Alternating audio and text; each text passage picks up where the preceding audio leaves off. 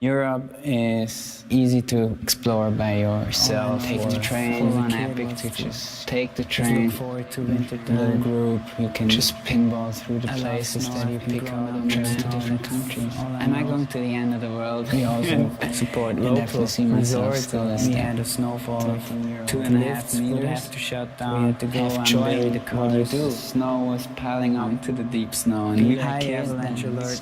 We kind of felt like we were on just drowning, just shit, like almost one level. It just kept snowing on us. Jump off roofs, and I think we found a pretty cool, beautiful snowboarding lifestyle. That's what we're living for.